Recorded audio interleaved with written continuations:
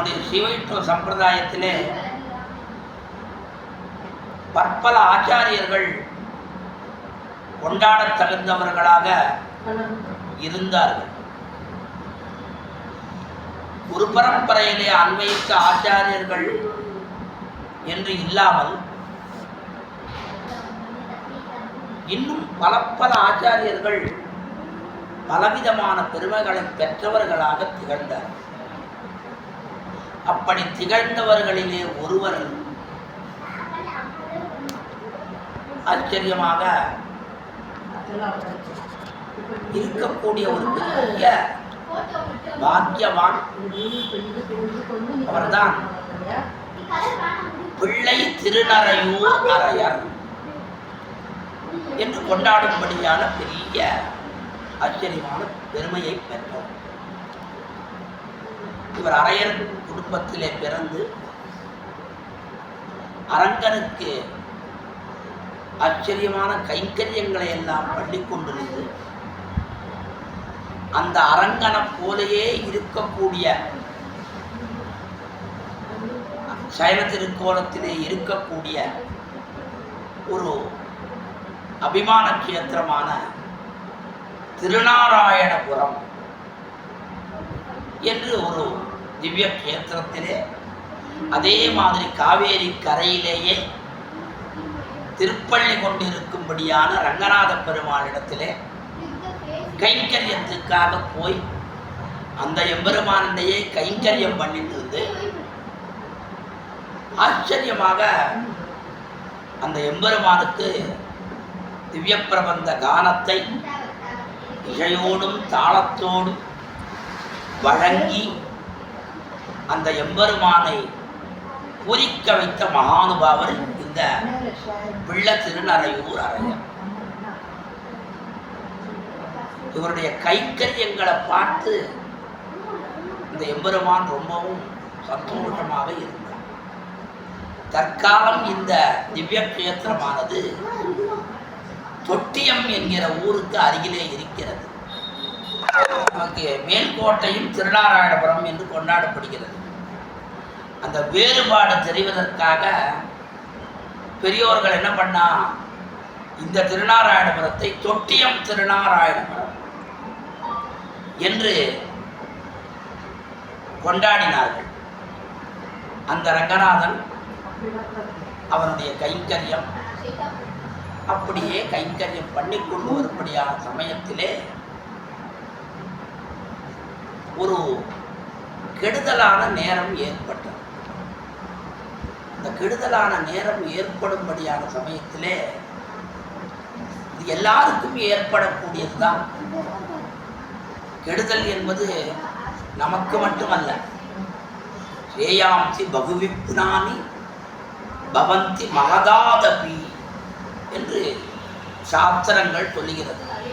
மகதாத் பெரியோர்களுக்கும் கூட பலபலமான விக்னங்கள், தடைகள், கெடுதல்கள் ஏற்படுகின்றன. பாருங்கோ, வசிஷ்டர் தான் நாள் வச்சார், தசரதன் ஒத்துக்கொண்டார், அயோத்தி ஜனங்கள் எல்லாம் ஒத்துக்கொண்டார்கள். ராவனுக்கு பட்டாபிஷேகம் பண்ண. ஆனால் ரக்ஷாபந்தனமாயிற்று, ஹோம காரியங்களாயிற்று, சரணாகதி தீட்சை ஆயிற்று. எல்லாம் ஆனாலும் முக்கியமானது பட்டாபிஷேகம், கிரீட்டத்தை சமர்ப்பித்துக் கொள்வது மாறாடி. அது நின்று போயிடுது. அது நடுவில் மந்தரையினுடைய கலக்கத்தினாலே கைகேயினுடைய மனத்தை கலக்கி அவள் வரப்பிரதானம் கோர, அதனாலே காட்டுக்கு ராமபிரான் எழுந்தருள வேண்டிய நிலை ஏற்பட்டது. பாருங்கள், ராமபிரான் எவ்வளவு பெரியவர், அவருக்குண்டான தடை. அந்த மாதிரி எம்பெருமானுக்கும் ஒரு கெடுதல் காலம் ஏற்பட்டது. தொட்டியம் திருநாராயணபுரத்தில் எழுந்தருள் இருக்கும்படியான ரங்கநாத பெருமாளுக்கு ஒரு பெரிய ஆபத்காலம் என்னன்னா, ஏதோ காரணத்தினாலே அவருடைய திருமேனியிலே நெருப்பு பிடிச்சிருந்தா அது தைல காப்பு திருமேனி. அந்த தைலம் இருக்கிறதுனால அது இன்னும் கொழுந்து விட்டு எரியும்.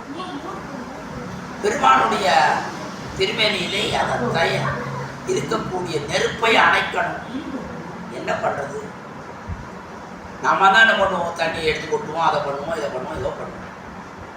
அப்படி பண்ணல. தன்னுடைய குடும்பத்தார் அத்தனை பேரையும் அழைச்சிட்டு போய் அந்த எம்பெருமானுடைய திருமேனி மேலே விழுந்து அப்படியே கட்டிட்டு அந்த நெருப்பையெல்லாம் அணைக்கிறான். சின்ன சின்ன குழந்தைகள் ரொம்ப சொல்றதேன்னு கேட்கலாம். உடனே சொல்றாராம், எப்ப சூடாக இருந்தாலும் இன்னும் சிறிது நேரத்திலே நமக்கு விரஜா நதியுடைய சம்பந்தம் கிடைச்சிடும், அப்ப எல்லாம் ஜில்லுன்னு இருக்கும்னு சொல்றாங்க.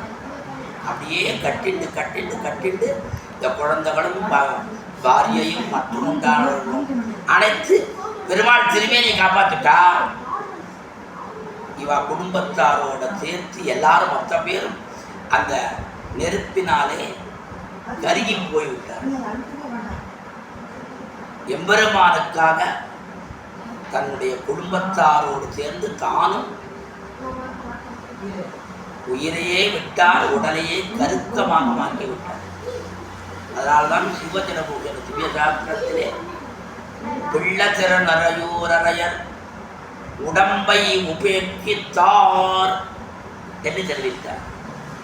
உடம்பை உபேட்சித்தார். இது என்னுடைய உடம்பா, அவனை காப்பாற்றாமல் இந்த உடம்பு எதுக்கு இருக்கணும் என்று தன்னுடைய உடம்பை அழித்து கொண்டு நாம் இன்றைய தினம் அந்த தொட்டியம் திருநாராயணபுரத்திலே அந்த எம்பெருமானை சேவிக்கும்படியான ஒரு பாக்கியத்தை ஏற்படுத்தி தந்தவர் பிள்ளை திருநறையூர் அரையன்.